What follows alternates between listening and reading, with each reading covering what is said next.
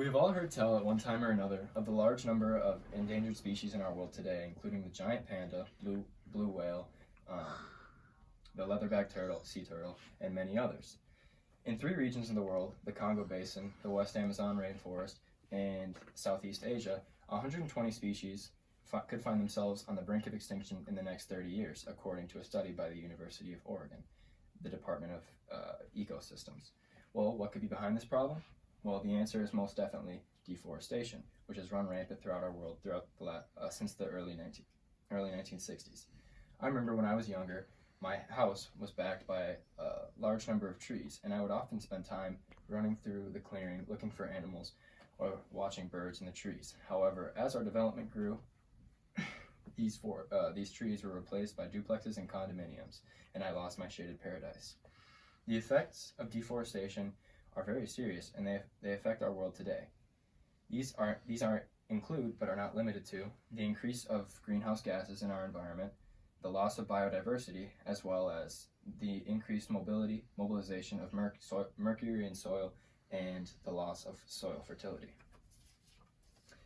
First, I'm going to talk a little bit about the loss of biodiversity that is experienced as a result of deforestation. Researchers at the University of Oregon determined that a 20% loss of forest cover leads to a 50 to 60% loss of conservation value, meaning that 50 to 60% of all habitats in the area were destroyed as a result of deforestation. This is because a large number of species are pushed in a closer area, and they have to fight for a smaller number of resources. Unfortunately, these high-risk areas are protected at a very small rate. Only 18% are considered protected, and only about 9% are strictly protected according to the study. This means that even an initial amount of deforestation can be largely detrimental to the wildlife population in a specific area. Another example of the loss of biodiversity can be found in the Australian wildfires. According to a study in the journal Science of Total Environment, an entry by Elfina Aswar talked about how the loss of the eucalyptus trees as a result of forest fires has nearly eradicated the population of koalas. And these are just one of the many examples of species that could go extinct as a result of this deforestation. Now I've talked a little bit about the effect that this can have. Yeah, and as you can see here, right here we have a picture of a koala and their habitat being burned down. I've talked a little bit about the effect that deforestation can have on biodiversity, but now I'm going to talk a little bit about direct effects that it could have on society itself.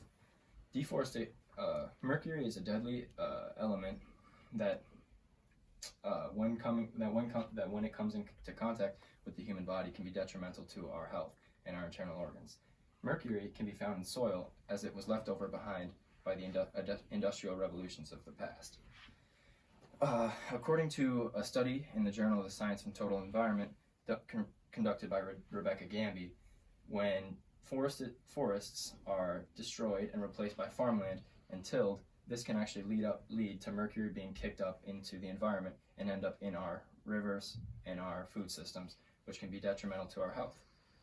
This tilling can also decrease soil fertility as well as increase the mobilization of mercury, the dangerous chemical. An example of this is in Ethiopia.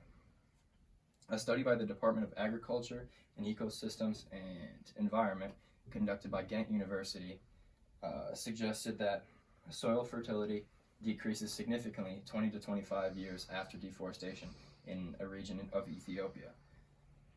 They measured this by the number of phosphates and carbon-based compounds that they found in the soil, and they found that this was significantly less fertile than the agroforestry that had superseded this farmland. This comes as a result of an increased amount of exposure from wind and other things such as the sun or rain. Often and as you can see, it leads to cracked soil, as well as can also lead to mercury leaving the soil. Some people are less willing to admit the negative effects of deforestation when we're talking about biodiversity, but since this poses a more direct threat to our communities as a whole, perhaps they'd be more willing to listen to this negative effect.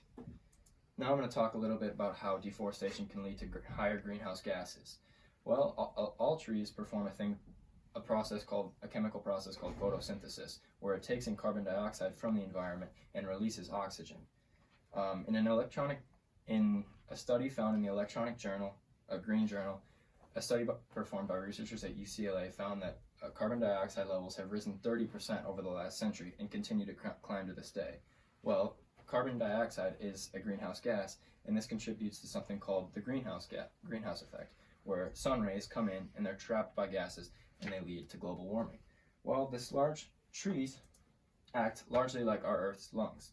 They take carbon dioxide out of the air and pump out oxygen for us to breathe, but with a decreased number of trees, this process takes place at a lower rate, and there means more carbon dioxide gas.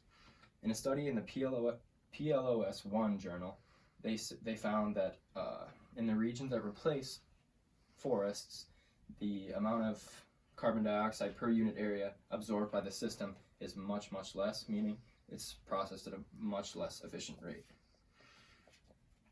Sometimes in my dreams, I head back to that little patch of land at the back of my house with all these trees and the beautiful space. Although its removal is not as effective and not as big a deal as that of an entire forest, it still left a profound impact on me, as I lost my little paradise as it was replaced with grouchy neighbors. That left me with a profound appreciation of trees. The deforestation can lead to many negative effects, including the increased mobilization of mercury, the loss of biodiversity, increased carbon dioxide or greenhouse gases in our atmosphere, as well as the decrease of soil fertility, which just makes the land less util. Although it's very easy to go about our daily lives and not think about the importance of trees, next time you're sitting underneath the shade of an oak tree, just stop and think how different life would be without trees. Thank you.